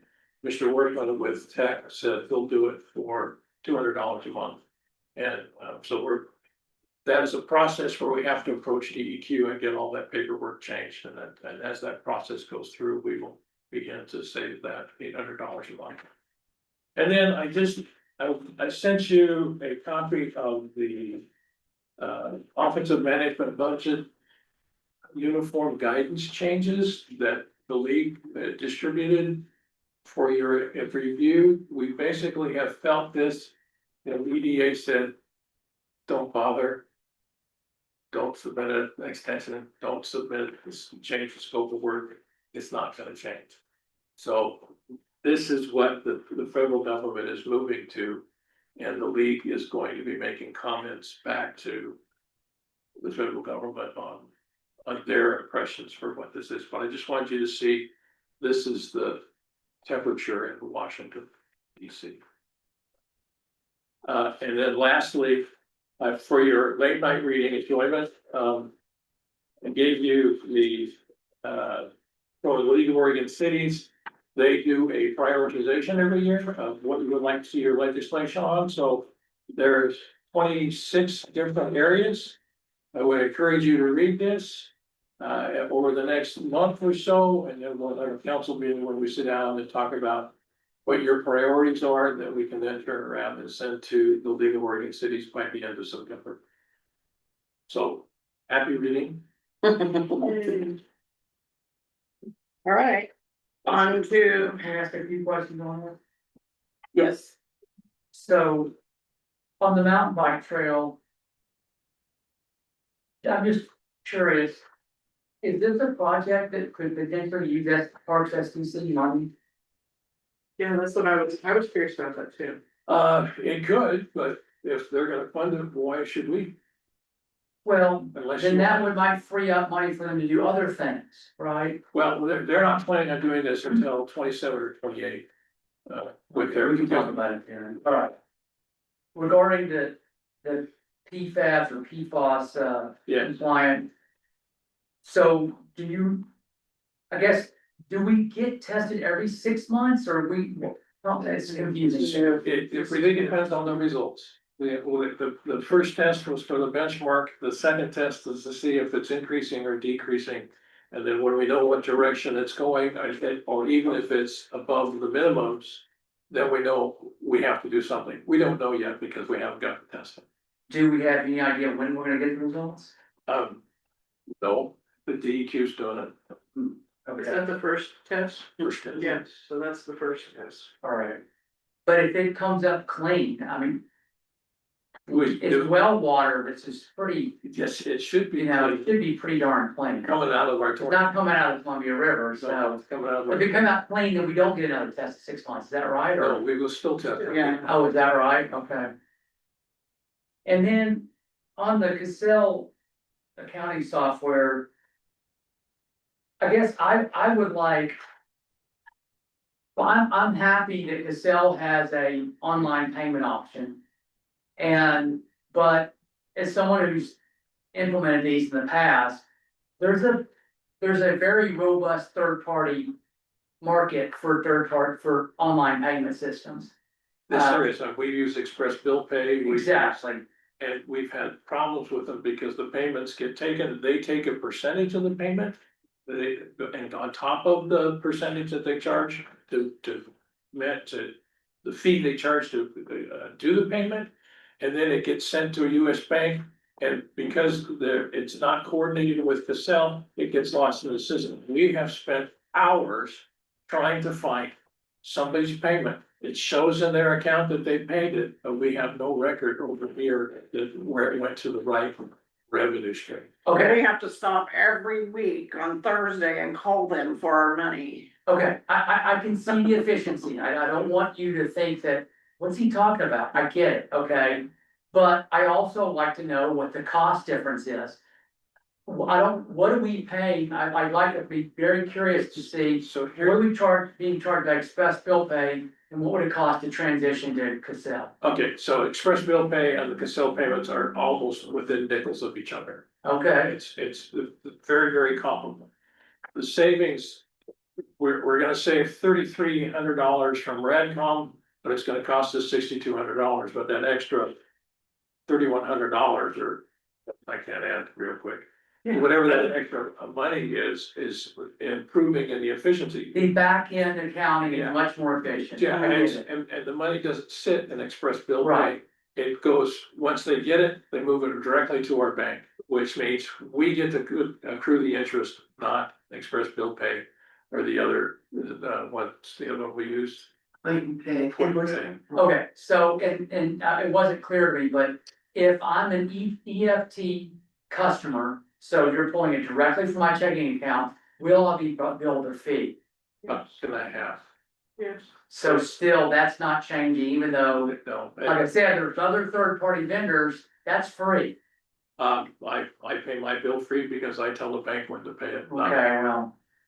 And they send, and they pay it's interesting, I'm also a US Bank customer.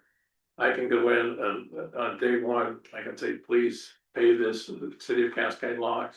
And when I check my account the next morning, it's out of my account and it's in the city's account. And it doesn't cost me anything.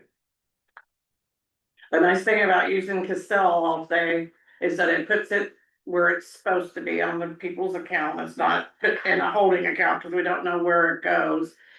And then the staff aren't having to decipher where this comes because they have to call every week on Thursday, and then they got this pool of money that showed up and they have to figure out where it's come from and apply it to what account. Okay, the last thing is just a comment, but I'm guessing another benefit of shifting to the Cassell cloud service is security, right? This is a much more secure system than our little thing. I think we're stuck. I think we'd be subject to hacking much more so than Yeah. a secure system run by a very, robust company. If you remember in our 22-23 audit, we were talking about cybersecurity. Sure. This increases our cybersecurity for our accounting data, which is the most important data that we have. Excellent, okay, I'm all for it, thank you. Anybody else have any questions, comments? Tiffany? I would like to caution the council to not ever agree, I don't know what the answer is, but do not agree to a bathroom out there. I think everybody should do a week's duty down here in the bathroom just downtown, because sometimes it is nasty and gross, and I don't think, and that's in town. where we have easy access to it. To do it at the other end of town where it's gonna be, I don't know, offsetting, I don't know. But I will never vote for another bathroom in this town. I would have voted for it if I would have been on the council in the first place, because it's just a hard. People don't respect property and people don't care. I mean, we must be going through like a ton of toilet paper a month because people, they just. I went down one day and it was half an inch of toilet paper on one toilet. Just sitting there, all wet with urine. And it's gross, and I mean, I wanna say that people respected that era, that kind of people would respect it more, but you just don't know, I mean, and then also, we will have the issue of the homeless or the unhoused, whatever the politically correct word is now, they just gravitate towards those things, so I don't know what the answer is, because I'm sure they're gonna need a facility out there, I get that, but at the same time, how is it gonna be maintained? That's a huge issue. Okay, Mayor, I'm confused, are you, what, we're. She's talking about the 26 acres on the. Oh. okay. Yeah, we're talking about the city. We're Yeah, talking but it's about- right here, that was the first point in his thing. But she was talking about the city bathroom that we have downtown, that the mayor or councilors have been locking for the last year and a half. Right, but a new bathroom. Yeah. She's not on the supportive 26 of it, yeah. acres. Yeah. Yeah, so they proposed me to do that, I guess I missed that, Well, yeah. It's within the first point, it's that they would not maintain any park-like amenities such as bathrooms, trash barrels, or drinking fountains that the city may install, and I'm just saying, don't even make that a consideration, I'm sorry. It's just not, it's not worth it, I mean, that, it's costing us. I mean, in utilities, it's costing us in toilet, I'm telling you, toilet paper, I mean, they are just hand over fist going through the toilet paper, I see it every night when I go down and lock it up. And hand towels, and I mean, Yeah, it's I mean, just one small note here, graffiti. I Yeah. bumped into a tourism committee member. And they said, look, why don't we have our little tourism shed right next to the bathroom? And I'm like, oh, yeah. Instead of down by Thunder Island, they can monitor the traffic in and out. It's I don't a know, great I hope idea. Council is liking that idea, I'm definitely liking that I don't think idea. people are looking for it, Tim. I like it, Yes. because right now we're doing the year right by TIB, but after that, yeah, we can even add on to our bathroom, that way they go through the visitor center to get to the bathroom Yeah, or no, whatever. yeah, I okay. think it's a great idea, and they have it in their budget to be able to do that, Okay. right, so it's a great idea. All right. But we've definitely gotta do better by our bathrooms, that's for sure. I mean, and we still Right. need a sign, I think we need some. All right, so we're moving on to mayor and city council comments. Bernard, will let you go first. Okay, just a few things, so. For the record, I restarted my Scotch broom removal effort this summer. And, I'm out back on Dry Creek, if somebody wants to join me out in the public. I actually put the project on a website called Just Serve, so if someone's looking for something to do. Then they can sign up and, we can, improve the forest health out there off the Dry Creek. And it's hard work, but it's rewarding work, and I would love if folks could come out and join me. Councilmember Kyleman joined me last year, and we got some stuff done, so, but there's more to do, let me tell you. And then when we're done there, I wanna go where they log, south of the overpass, near, Snyder's property. They log that, and then if you notice, the springs, there's a ton of Scotch broom already messing up the forest is trying to come back, so it'll be a fun project to eliminate that as well and keep our forest healthy. Okay, What do you do with the Scotch broom? we put them in the burn pile. Taking inside the city limits or outside the city limits, Scotch broom, and putting it inside the city? It's right on the edge of the city limits. It's not that much, are you that concerned? Been expressed. It has city staff. I think we have a hard enough time having it for our citizens and keeping the yard debris open for us. those who live in town. And this is not even city property and we're filling it because we have to pay for the curtain burner or whatever that we use to dispose of our debris. So it has been brought up by city staff that it shouldn't be happening. It is a legitimate fire hazard though, neighbor on our boundaries. I get it. Yeah, Yeah, it's a reducing the discussion. wildfire risk by pulling that sky from out. I understand. Okay. Next, so I went to the LOC Small Cities meeting with the mayor and Councilmember Pruitt. And, the city of Dallas was out there, their mayor, and just learned a few interesting things. Just for the record, Google does use a lot of water out in the Dalles. They use 25% of the water's utility. So, I've heard these analysis like, what, everybody's worried about a data center, it only use like the golf course.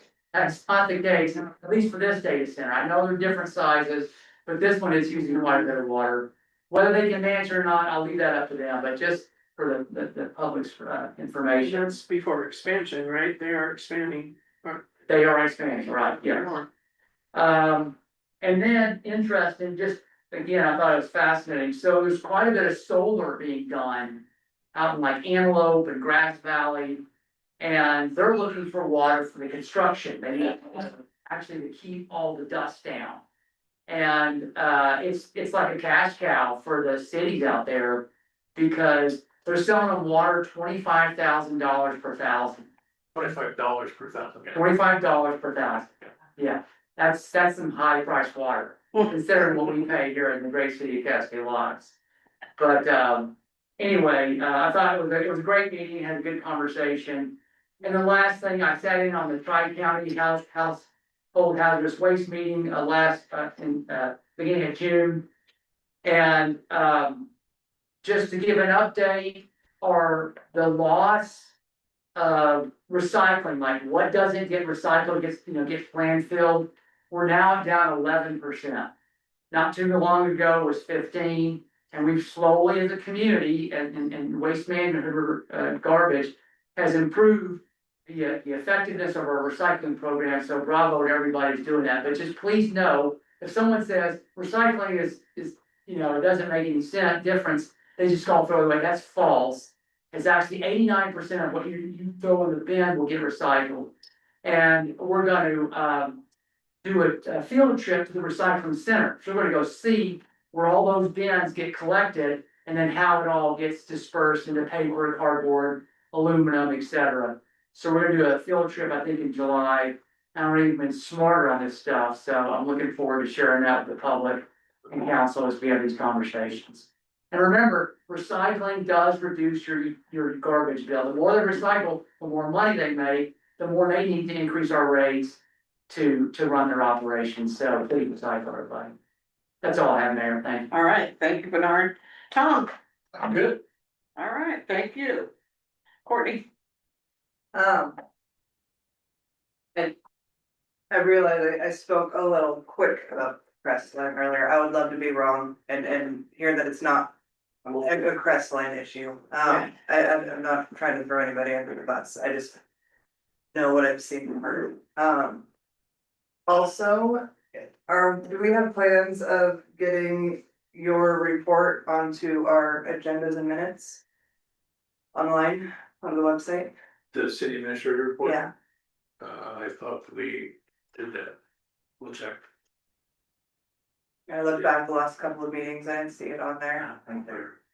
Well, the interim city recorders. We will go back and do it. I was just throwing it out there. I know we've been making ends meet and I appreciate all the extra work everyone's putting in. Thank you. Just the little things we notice. That's all I got tonight. Thanks. Thank you, Courtney. Sherelle? I love these. These are great. Thank you for updating them, so I think they're really informational. Is that gonna be coming to council soon, the very good beverage tax? July 27th. And then once that's changed, then we have to change the wording on this a little bit, and you can still pass it out. Because it will be objective and not begging for it. It's information. I really like it. Thank you so much for taking the time to do that.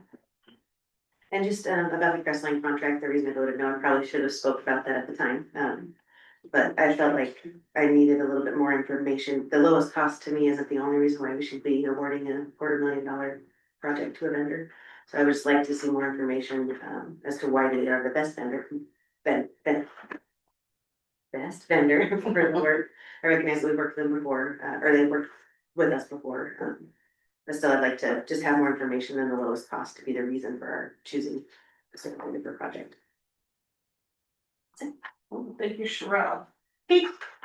Well, thanks, everybody, sorry I missed y'all last week, but it's, reading through the minutes and like move along, just great, so appreciate everybody's support, so I can spend time with my family. So thank you, Mayor, for excusing me. Yeah. Nicole, thanks for coming today. Feel like we covered a lot of stuff, and I'm glad you got to hear the TSP. That's been a project that we've been working towards for a while, and I think it brings up so many issues in our community. It's a hot topic, so it's good for you to kind of hear some of that. And really good update, Nadine and Ben. It's always impressive when you see this project to understand kind of the work that goes into making that happen, and just the thought, of how, much data that they're trying to pull together and synthesize and make sure that things are working together. It's just a huge undertaking, so really appreciate their work on that, and seeing some improvement. Some plans and projects that can maybe mitigate some of the frustrations that we all feel from. And the budget, I don't know, I mentioned everything, every year we do this, I always learn something new. And I think you brought up, I'm glad that you mentioned staff and all the work that they did to get the budget in front of us. It was a huge task, and then I appreciate this, so thank you for putting this together, kind of the summary of changes. So we could see that, and reading through this, I think of all the discussions we had that kind of led to those changes. And the whole process just makes me feel, you talked about just trusting government. And it's a good example of the way the government functions and the checks and balances, and how we've got council and residents are all working together to kind of move this forward with staff. And so I appreciate everybody's input. And it was a huge task to get that done, and I'm excited to see us keep working on our audits. So we put this behind us so we can keep moving forward on those audits. So thanks for all the work you're doing, and that's all I've got. Thank you, Pete. Tiffany? I have a few things. We're supposed to do yearly ethic classes. Are they making them available so that we can do that? Because I really haven't seen anything. I haven't seen anything either. So what happens if we don't? Shame on you. Well, I mean, if it's not available for us to do, then what do we do? They had them in, they had a class in Pendleton, and I don't know if they're available online I think or they not. are, but I'll have to check. Okay. Yeah. Also, do we have a final accounting on the McCord Creek Bridge project? Is that possible? Is that even close to being possible? Of the grant money and. I'm not in that particular year yet, Okay, so, but when you're. but when I get there, yes. Okay, you'll work on it, because I'm just curious, because those numbers were kind of wonky too. And I wanna say congratulations to Ted Dodd for the IMBA Trail Town recognition. I know he's been working on it for a couple of years. A long time, and it's nice to see that all his hard work is paid off. And I'd like, some of the discussion that came up tonight, do we get reports from ODOT about what's the things that are going on that affect, I mean, this is like a serious project, and it is really seriously impacting our town. And it would be nice to be able, as a council, if somebody asked me on the street, well, what's going on with that? Well, I don't know, we never get any information. Do we get, I mean, we used to get stuff from ODOT all the time about what's going on, but now I haven't seen anything for a while. It's hit miss, there is an ODOT gorge report that comes out to your phone, that emails. Okay, fine. Okay.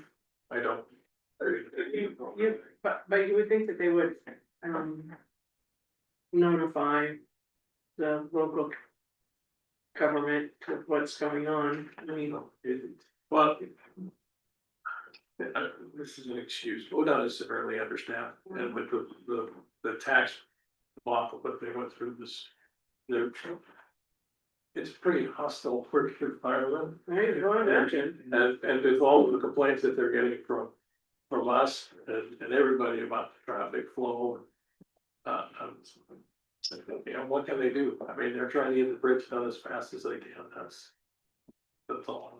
It's just torturous, that's all, I don't know, also.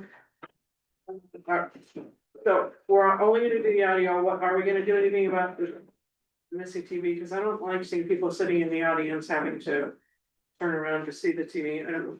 Maybe down the line, the problem was the TVs competed with each other and they were never the same, and so it was. We removed that, So can we maybe just instead move that over there where it's not an issue? I and don't. that's a possibility, but let's get the microphones in, Okay. requested a quote from the state prison system on a dais. So we can see what, upgrade this kind of thing, somebody sent me a text about new chairs. I did. I wasn't gonna come on. Lazy boys for cheap. Hey,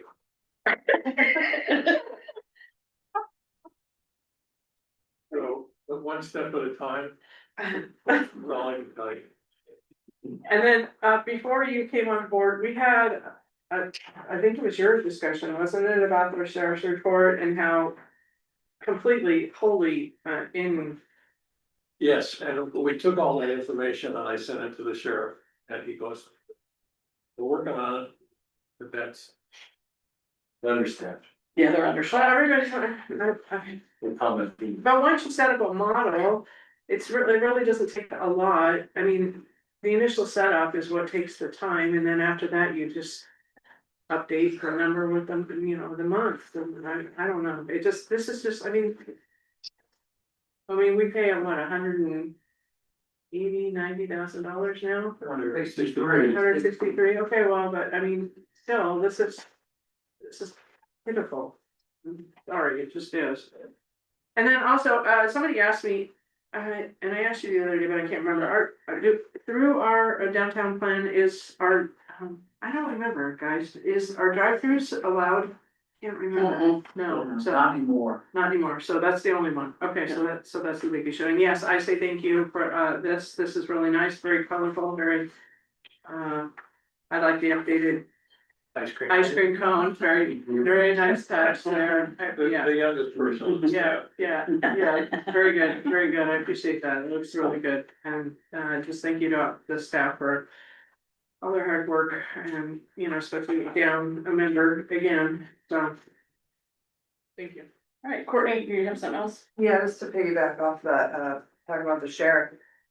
Since they are short staffed, is it possible to ask them if they have an extra car, they just wanna park down here? And then a day or like, you know, over a weekend or something? Yeah. And being short staffed, it's a fair question. Okay, I'm gonna ask that question.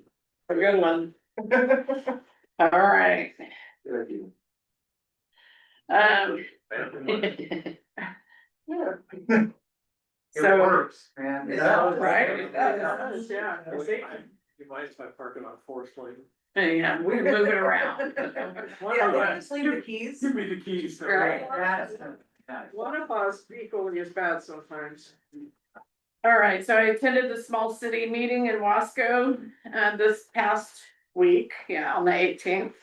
It was good. Learned a lot about solar and stuff like, Bernard was saying. Attended the TSP meeting today, and there was so much information, and it's got a good committee. There was lots brought up, even water transportation. Even, what was brought up is having a shuttle from that east end of town to bring people to downtown. Even talked about our airport, if people were landing there, if there would be a way to get them downtown too, because we had talked about that when I was on council before, was having a sign-in booth where they sign in, I don't know what they call that in the flight world. That where they can log who's there, and then we talked about having bikes down there or something, that they could take a bike to come down and get something to eat. Or whatever, so that was brought up too. Also did the port meeting on the 9th, with Jeremiah, city administrator and myself. And talked about, National Night Out, also PCT days and all that. And me and Mary Ann did yard debris last Saturday, and we had 31 truckloads of debris. So it's much needed on a Saturday versus a Thursday, because I'll be doing it this Thursday. Yard debris will be from 12 to 3:30. And they don't have a turnout like what we have on Saturdays. So Saturdays is a good day for it. Also, I want to get a shout out to TID for their applications, their OLCC applications. I hear it very often where council talks about how the forms aren't complete or they're not, and if you notice, they not only submitted completed forms, but they had pictures of where they were gonna do stuff, so great job, TID. And I also just want to remind council that when we talk about franchise fees, like the garbage company franchise fee, that's something that the people pay. It's not like the business is just gonna pay the city a franchise fees. They're gonna pass that on to the people, just like the Blue Mountain Network. They're gonna get a franchise fee, but they're gonna charge it to us, and then that's how the city's gonna get their money. So that is cost that we're putting to the citizens of Cascade Locks. And then thank you, Nicole, and good luck on your election and all that. Thanks for coming and sitting in this hot room with us. We appreciate you. And then traffic. I am so disturbed by the traffic, you guys. I wanted to talk to city administrator, and I didn't have a chance about declaring an emergency or something. I think it's reckless for us to be trapped in our town, because that is what's happening, is that we're trapped when these traffic jams are happening, and they're happening more and more, and they're gonna continue to happen as summer keeps rolling and more people come. And, you know, to get out of town, it takes, an hour and a half, 2 hours, depending on the time of day you leave. And westbound traffic seems to be bad every day in the afternoons. Eastbound seems to be more geared toward the weekends. But I think it's very, I just don't like that we say basically screw Cascade Locks and we can just crowd their town, and we have no way to get in or out. If we had an emergency, we could not get out.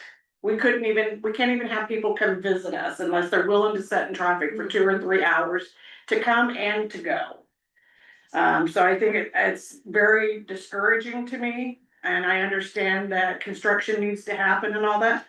And I understand ODOT's got no budget and short people, but we have people that live here that I'm not okay with it. I mean, I think we need to have flaggers out on 14 to flag the traffic, to get them onto 14 and do whatever we need to do to get this traffic through this town. So I will be talking to city administrator, and I spoke a little bit with ODOT today at the TSP meeting in regards to this. And I'm just gonna, I believe in squeaky wheel gets oiled first, so I will not let up on this, because I think it's not okay for the way our town is being treated during this, and it's just gonna continue to get worse. Also, as far as committees, I always like to encourage people to apply for our committees, 2 on budget and 1 on planning. And please apply and we will put you on a committee. And I just want to thank city staff, thank Mary Ann for the budget, getting it out to us, and all of our staff. We have 2 staff members that are sitting on our TSP committee, Alan Fox, which it was great to have his insight on the TSP plan, because we were talking about getting all these chargers downtown and all these so they can charge bikes and cars. Well, our infrastructure will not handle it. So we have to, and we would not have known that had he not been sitting on that committee. So, and I think that is all I have, and I'll take your guys' question, and then we'll go on to executive. Go ahead. Yeah, so with regard to ODOT and the backups we've been seeing, can you share what did they say in response to? They're short-staffed. Okay. don't have money. Right. And so, look, I'm empathetic to all that. Mhm. Is there anything we can do to make the bridge crossing more efficient to at least improve that? That's something we do have a little control over, right? My understanding of the bridge is that, even if they just let people fly through, they get stuck on getting on 14 and then it backs up that way. So short of getting a flagger out there on 14 to get that traffic off the bridge, that would help a lot. I've even talked 14 to get them out on Highway 14. Yeah, cause they get stuck there waiting. I So, mean, what about using like those, I'm sorry to interrupt, Yeah, I'm no. just like, it's a good conversation and I just, they've got those temporary signals that they'll put in on a construction site. that's a good idea too. I've seen it on 35 when they were doing repaving, they had temporary signal in there to keep traffic moving safely. Yeah, that's, Yeah, so the other thing I wanted to ask about is, we do have some big events coming this summer. What is the timeline for this project? Do we know the that? timeline for the McCord Creek project, it's not gonna be done by the end of summer, so we're probably into fall and winter, because the, Yeah, they're supposed to get it done by October. Yeah. October 26th. Yes. Okay. So yeah, we've got some big events coming. yeah. I mean, is there some way we can, for the events, like pause the construction till we can get 5,000 people out here? You're still gonna have two lanes, they've wiped, those 2 lanes are wiped clean, There's no way they can No, pause it and expand it. no. So it's simply, there's nothing. 2 weeks. Okay, hold on. Tiffany first, go ahead, Tiffany. And in addition to that, it's probably what Courtney's gonna say, 14 was closed too, Yeah. they had an accident that was closed both directions at Camas, so I mean, cause I had to go, it was my mother's birthday, and I just like, okay, I'm still going in the traffic, I mean, it's just, there's just no, it's no fun. So, and then, Go ahead. okay, I don't wanna get off the transportation, but I do have a question on the sheet, so let her do her thing, cause Okay. hers says. Could we possibly turn that, could ODOT, since they control that road, would they be able to turn that parking lane in front of Bridgeside into a forward only on-ramp lane? I brought that up today. It's something that me and city administrator need to have more conversation, serious conversation, because I did bring it up today, like, can we just make that a straight through lane? It takes a sign and a couple of cones. Yeah. You don't need a person there. We need to do something, We need to do something, something. but all that does is you have a left turn lane, Mm-hmm, fills up. And you're back with the same situation. mm-hmm. It does, But it will allow the person who's trying to get to Ainsworth where they live from the river, maybe a little. well, they shouldn't get off the freeway at Cascade blocks anyway, you should go on the river to. Maybe I they even stopped by because proposed- they wanted them to, maybe they stopped by because they were visiting No, our. I guess. Or they needed to use the bathroom. Yes, and they couldn't go after themselves. Anyway, it's definitely a discussion that the mayor, I will not, with your guys' grace and everything, I'm not gonna let up because it's a crisis. It is not fair to those of us who live here that we can absolutely do nothing. And our We can- businesses. Yes, the businesses, because these people aren't stopping and buying stuff. They don't wanna lose their place in line. They don't have to, they can probably go order it. Yeah. Probably have it delivered. Real quick, Yeah. what about the toll? Yeah, well, Is that something that, cause that's another bottleneck is people that are, they don't have the, easy pull, easy pass, and so they gotta. And that's the, port So they're are, like writing checks. yeah, that's the port thing is like, Only. even if they let them go through, they're not getting off of they can't get on to 14. No, but I see both of those I being, see, both of them would help. All them ideas would help. and I thought there was an issue with they wouldn't let people through unless ODOT reimbursed them. That's not reimbursed them and they don't have a problem. Reimbursement this year, so I'm thinking maybe the call is taking a little bit longer to make to say to let them through too, so, No, they actually, the port makes less money on traffic jams than they do whenever it's going.